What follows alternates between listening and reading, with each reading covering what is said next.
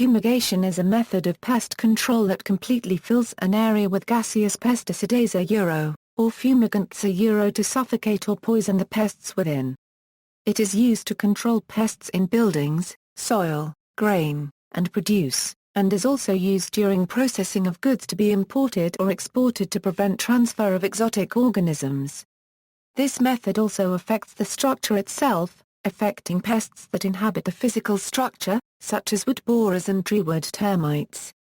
Process: fumigation generally involves the following phases. First, the area intended to be fumigated is usually covered to create a sealed environment. Next, the fumigant is released into the space to be fumigated.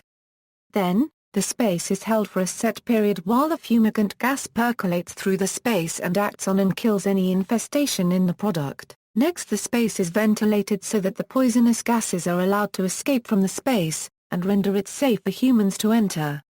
If successful, the fumigated area is now safe and pest-free.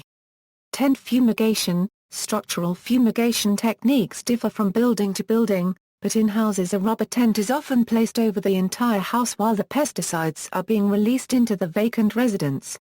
This process is called tent fumigation or tenting.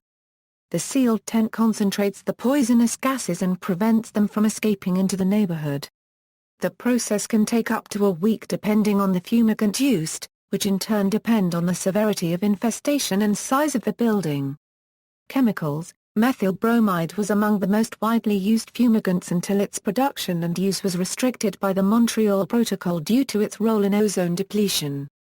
Widely used fumigants include phosphine, 1,3-dichloropropane, chloropicrin, methyl isocyanate, hydrogen cyanide, sulfuryl fluoride, formaldehyde, iodoform. Safety: fumigation is a hazardous operation. Generally, it is a legal requirement that the operator who carries out the fumigation operation holds official certification to perform the fumigation, as the chemicals used are toxic to most forms of life, including humans. Post-operation ventilation of the area is a critical safety aspect of fumigation. It is important to distinguish between the pack or source of the fumigant gas and the environment which has been fumigated. While the fumigant pack may be safe and spent, the space will still hold the fumigant gas until it has been ventilated.